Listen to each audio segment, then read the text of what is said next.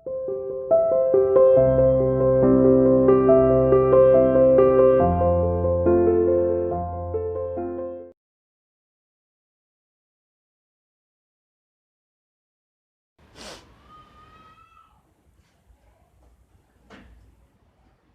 Students, welcome to CR international school online classes. आते हैं बेटा फिर दोबारा अपने ग्रामर में। जो हम अपनी ग्रामर बुक में जो सबसे ज़्यादा मेन जो अहम जो टॉपिक है वो हम पढ़ रहे हैं, वो है टेंस, जो कि आपकी बुक के अकॉर्डिंग आपका चैप्टर नंबर 15। ठीक है बेटा, मैंने कल के असाइनमेंट में आपको बताया था कि टेंस का मतलब होता है काल, या फिर हम उसको टाइम भी बोल सकते हैं, समय बोल सकते हैं। उसके मैंने आपको 3 टाइप्स बताए थे, 3 काइंड्स बताए थे, प्रेजेंट टेंस, पास्ट टेंस और फ्यूचर टेंस। ठीक है बेटा। प्रेजेंट टेंस की हिंदी वर्तमान काल, पास्ट को हम भूतकाल कहते हैं और फ्यूचर को भविष्य का। और साथ में मैंने उसके 4 सब पार्ट्स भी आपको बताए थे कि indefinite, continuous, perfect and perfect continuous. अब एक बात और बताना चाहूंगी बेटा, जो मैंने आपको 4 पार्ट्स आपको मैंने बताए थे, उसमें से हम आपके सिलेबस में ओनली 3 पार्ट्स लेते हैं। ठीक है, आपकी बुक की सिलेबस के अकॉर्डिंग हम कितने पार्ट्स पढ़ेंगे? 3 पार्ट्स। ये हाई लेवल में हो जाता है, अपर लेवल में हो जाते हैं 4 पार्ट्स। ठीक है बेटा। जो 3rd क्लास होती है उसमें अपने 2 पार्ट्स चलते हैं, 4th में 3, और फिर ये 5th में जाकर इंक्रीज होकर 4 पार्ट्स हो जाते हैं। ठीक है बेटा। यानी कि हम जो अपना जो 4th पार्ट है, यानी कि परफेक्ट कंटीन्यूअस जो है, हम उसको नहीं लेंगे। हम आपके जो टेंस है उसमें परफेक्ट टेंस तक आपको करवाएंगे। ठीक है बेटा। आज हम पढ़ेंगे अपना फर्स्ट पार्ट, यानी कि फर्स्ट टेंस का फर्स्ट पार्ट। ठीक है, फर्स्ट टेंस कौन सा है अपना? प्रेजेंट। और प्रेजेंट का first part indefinite. Present indefinite tense पढ़ेंगे आज हम। ठीक है, आपके 3 पार्ट्स होंगे, प्रेजेंट इंडेफिनिट, प्रेजेंट कंटीन्यूअस और प्रेजेंट परफेक्ट। फिर बाद में अपना पास्ट स्टार्ट होगा। ठीक है, मैंने आपको बताया था जैसे कि सब पार्ट अपने सभी टेंसों में लगेंगे, वो सारे जो सब पार्ट्स थे वो हमें सभी टेंसों में लगाने पड़ेंगे। ठीक है बेटा, तो आज हम किसके बारे में बात करेंगे? अपने प्रेजेंट इंडेफिनिट टेंस के। देखो, है पार्ट अलग अलग, पर इनमें बात होगी सारे प्रेजेंट की। ठीक है, प्रेजेंट की ही बात होगी, इसमें कहीं कोई पास्ट या फ्यूचर का इंटरफेयर नहीं होगा, कहीं भी नहीं। ओनली प्रेजेंट की बात होगी, बस खाली इनमें थोड़े से सेंटेंस चेंज हो जाएंगे, इनकी हेल्पिंग वर्ब्स चेंज हो जाएगी, बस, और कुछ भी नहीं। ठीक है बेटा। देखो, इसमें सबसे पहले हम आते हैं पहचान। हिंदी और इंग्लिश दोनों में ही आनी चाहिए। ठीक है, ताकि आप हिंदी से इंग्लिश ट्रांसलेट करने में आपको कभी भी प्रॉब्लम ना हो। ठीक है, क्योंकि हिंदी में भी टेंस चलते हैं, हिंदी में भी काल होते हैं। जैसे कि वह काम करता है, वो प्रेजेंट टेंस हो गया, करता है। वह काम करता था, वो पास्ट हो गया कि करता था। वो काम करेगा, वो फ्यूचर हो गया। ठीक है, जब कभी हिंदी सेंटेंसेस के लास्ट में आपको ता है, ती है, ते है, ताहू इत्यादि शब्द, अगर इत्यादि ये जो लेटर्स है, ये अगर आपको मिलते हैं हिंदी सेंटेंसेस के लास्ट में, तो वहां पर हमेशा प्रेजेंट इंडेफिनिट टेंस होगा। ठीक है, हमेशा उसमें प्रेजेंट इंडेफिनिट टेंस होगा। नेक्स्ट, चलो हेल्पिंग वर्ब रहने दो अभी। फिर इसके बाद देखो हम बात करते हैं बेटा सेंटेंसेस की। आपने सेंटेंसेस पढ़े हैं, असर्टिव सेंटेंस पढ़े आपने, इंटरोगेटिव पढ़े, नेगेटिव पढ़े, वो इसमें चलेंगे। इनके आपको सिंपल सेंटेंस भी बनाने पड़ेंगे, आपको नेगेटिव भी बनाने पड़ेंगे, इंटरोगेटिव भी बनाने पड़ेंगे, सभी तरीके के सेंटेंस आपको बनाने रहेंगे। ठीक है, तो हम सबसे पहले यहाँ आज बात करेंगे सिंपल सेंटेंस की, कि आप सिंपल सेंटेंस कैसे बनाओगे। ठीक है, साधारण वाक्य की। नेगेटिव इंटरोगेटिव हम बाद में, क्योंकि जब तक हमें सिंपल ही नहीं बनाने आएंगे, हम उनके नेगेटिव और इंटरोगेटिव कैसे समझेंगे। तो हम सबसे पहले किस पर आते हैं बेटा? सिंपल पर। सिंपल में इसका स्ट्रक्चर मैंने आपको बताया था ना, स्ट्रक्चर वर्ड। स्ट्रक्चर क्या होता है? स्ट्रक्चर का मतलब होता है फॉर्मूला। इस्तेमाल करेंगे। ठीक है, जैसे मकान बनाने के लिए ईंट पर ईंट, ईंट पर ईंट ऐसे रख के तब आप अपना मकान खड़ा करते हो, इसी तरीके से स्ट्रक्चर में वर्ड वर्ड को जोड़कर तब एक सेंटेंस तैयार होता है। ठीक है, पर वो वर्ड भी क्या होने चाहिए, सेंस के अकॉर्डिंग। यू नहीं मन में आया जो ये वर्ड उठा के रख दिया और सेंटेंस बन गया, नहीं। ठीक है, इनका स्ट्रक्चर होता है बेटा सिंपल सेंटेंस का subject plus verb first form plus S और ES plus object plus full stop, ये इसका स्ट्रक्चर होता है। ठीक है, ये एसएईएस क्या है, और सबसे पहली बात चलो मैं आपको लाइन वाइज बताती हूँ। सबसे पहले हम बात करेंगे सब्जेक्ट की। सब्जेक्ट आपको अच्छे से पता है क्योंकि आपने सब्जेक्ट प्रेडिकेट चैप्टर पढ़ा है। ठीक है, सब्जेक्ट कौन होता है, कर्ता, काम को करने वाला। ठीक है, सब्जेक्ट के टू टाइप होते हैं।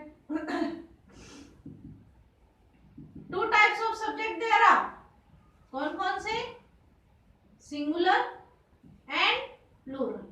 बेटा इनमें ना इनका बहुत ज्यादा इंपॉर्टेंस है, सिंगुलर और प्लूरल का, क्योंकि इनमें जो ये एसएईएस हेल्पिंग वर्ब्स जो चलेंगे ना उनको अलग अलग डिवाइड किया जाएगा कि सिंगुलर सब्जेक्ट के साथ ये लगानी है, प्लूरल के साथ ये। तो आपको सबसे पहले ये पता होना जरूरी है कि सिंगुलर सब्जेक्ट क्या होते हैं और प्लूरल क्या होते हैं। ठीक है, अभी हम सब्जेक्ट की बात कर रहे हैं। सिंगुलर में जो एक अकेला काम करने वाला है, ठीक है, सिंगुलर, जैसे मैं सिंगुलर सब्जेक्ट हूं, मैं अकेली तो पढ़ा रही हूं, हम दोनों पढ़ रहे हैं, वो प्लूरल में आ जाते हैं क्योंकि वो दो हो गए। ठीक है, ही का मतलब वह है, आपको पता है, शी का मतलब भी वह है, पर ये पुल्लिंग के लिए आता है और स्त्रीलिंग के लिए आता है। इट नपुंसकलिंग निर्जीव वस्तुओं के लिए या फिर कोई भी छोटे न्यूबॉर्न बेबी होते हैं उसके लिए, आई का मतलब मैं, खुद के लिए आता है। ठीक है, ये सिंगुलर। प्लूरल में यू, वी, दे, और मान लो दो से ज्यादा किसी का भी नाम हो, इसमें मान लो कोई सिंगल किसी का भी नाम। ठीक है, ये अपने सब्जेक्ट हो गए। ठीक है, वर्ब आपको अच्छे से पता है बेटा, वर्ब क्या होती है, क्रियाएं होती है। ठीक है, उनकी फर्स्ट फॉर्म। नेक्स्ट इसको भी मैं बताऊंगी आपको। ऑब्जेक्ट आपका है, ऑब्जेक्ट अगर हिंदी सेंटेंसेस में दिया है तो आपको उसका इंग्लिश बना के लिखना है, अदरवाइज कोई जरूरी नहीं है। ठीक है, अब देखो इसका क्या मैटर है, इस एस या ईएस को आपको वर्ब के साथ ऐड करना है। जैसे फॉर एग्जांपल कोई भी वर्ब ले लीजिए, मान लो वर्ब है प्ले, इसके साथ मैंने लगा दिया एस। अब आप ये बोलोगे मैम ईएस क्यों नहीं लगाया, वो रूल के अकॉर्डिंग लगता है इसमें। ठीक है, और सबसे पहली बात कहाँ तो हमें इसको लगाना है और कहाँ नहीं लगाना। ठीक है, इसमें भी रूल बना हुआ है। क्या रूल बना है कि अगर सब्जेक्ट आपके पास सिंगुलर हो, अगर सेंटेंस में सब्जेक्ट सिंगुलर हो आई को छोड़कर, क्योंकि इसमें आई सिंगल होते हुए भी वो प्लूरल में काउंट होगा जाकर। ठीक है, आई को छोड़कर, याद रखना ये टेंस सबसे ज्यादा स्पेशल इसीलिए है क्योंकि इसमें आई सिंगल होते हुए भी काम किसके लिए कर रहा है, प्लूरल। ठीक है, अगर आपके पास सब्जेक्ट सिंगल है तो आप एस या ईएस का यूज करेंगे वर्ब के साथ। ठीक है, पर अगर आपके पास सब्जेक्ट प्लूरल आए तो आप एस या ईएस भी नहीं लगाएंगे, ओनली वर्ब की फर्स्ट फॉर्म लगाएंगे। ठीक है, आप देखो इसका स्ट्रक्चर अलग से कैसे बनता है।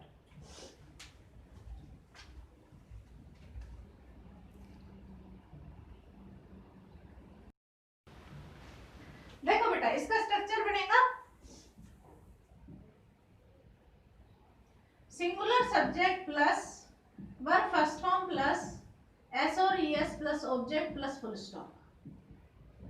Plural subject plus verb first form plus object plus full stop. ये इसका स्ट्रक्चर बनता है कि अगर आपके पास सब्जेक्ट सिंगुलर है, यानी कि ओनली ही, शी, इट या फिर कोई भी सिंगल नाम है, तो उसमें आप हमेशा वर्ब के साथ ऐसे यस लगाएंगे। अदरवाइज अगर प्लूरल है या फिर आई सब्जेक्ट है तो आप उसमें ओनली वर्ब की फर्स्ट फॉर्म लगाएंगे। जैसे फर्स्ट वाला बनाती हूँ मैं सेंटेंस, सिंगुलर सब्जेक्ट कोई भी ले लो, कोई भी singular subject, he she it any name, बताओ कौन सा लूं, मैं यहां लिख लेती हूँ शी, ठीक है। कोई भी वर्ब ले लो, शी, इसके साथ हमें ऐसे ही यस लगाना है, प्लेस, शी प्लेस, ऑब्जेक्ट कोई भी, कुछ भी, शी प्लेस फुटबॉल, लास्ट में फुल स्टॉप, ऐसे बनेगा सेंटेंस, ठीक है। अब प्लूरल का बनाओ, प्लूरल में आई आ गया ना भाई, आई सिंगुलर है वैसे तो, पर हम इसको किसकी कैटेगरी में काउंट करेंगे, प्लूरल में, क्योंकि इसमें ये रूल है, ठीक है। आई वर्ब प्ले, इसके साथ कोई ऐसे ईएस नहीं लगेगा, नहीं लगेगा, क्योंकि इसको प्लूरल की कैटेगरी में काउंट किया जा रहा है, और प्लूरल सब्जेक्ट होंगे तो हम वर्ब के साथ ऐसे यस नहीं लगाएंगे, उसमें ओनली वर्ब की फर्स्ट फॉर्म आएगी, ठीक है। Object football full stop, she plays football, I play football, कितना डिफरेंस है इनमें, है ना डिफरेंस। जैसे एक और एग्जांपल बनाओ, ही गोज टू स्कूल, और फिर दे गो टू स्कूल, है ना डिफरेंस, इसमें ईएस का यूज हुआ, इसमें नहीं।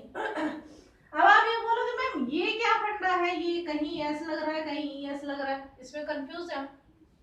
इसका भी मैं आपको बता देती हूँ, अगर किसी वर्ब के लास्ट में अगर किसी वर्ब के लास्ट में आपको वोवल दिया है तो आप उसके साथ ईएस लगाएंगे, अगर कॉन्सोनेंट है तो उसके लास्ट में एस लगाएंगे, ठीक है।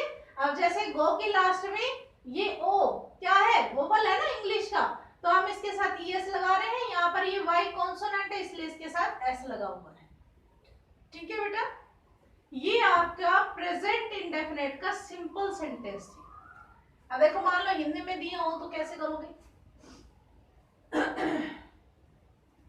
जैसे मान लो लिखा है वह घर जाता है, तो सबसे पहले हम सब्जेक्ट लिखेंगे जाता है, वह, देखो ही और शी दोनों का ही मतलब होता है वह, ठीक है, पर ही लड़के के लिए हम यूज करते हैं, शी लड़की के लिए, तो जाता है लड़की है लड़का है बॉय है ना, तो हम इसमें क्या लगाएंगे, ही, फिर उसके बाद हम लिखेंगे वर्ब, अब हमें पहचान में आ गया कि भाई सिंगुलर सब्जेक्ट वाला है स्ट्रक्चर, ही, फिर जाता है जाना, वर्ब होती है गो, ठीक है, गो के साथ हमें ईएस लगाना है, ही गोज, कहाँ जाता है, घर, टू होम, ऐसे बनेंगे सेंटेंस, ओके बेटा। इस तरीके से करना है, घबराने की जरूरत नहीं, आप सोचोगे मैम ने पता नहीं कितने सारे रूल बना दिए, नहीं, इस वीडियो को बार बार देखो, समझने की कोशिश करो, खुद सेंटेंस बनाओ, ट्राई करो उन्हें इंग्लिश में कन्वर्ट करने की, समझ में आ जाएगा आपको, ये स्ट्रक्चर भी अपने आप याद हो जाएगी। Okay students, thank you.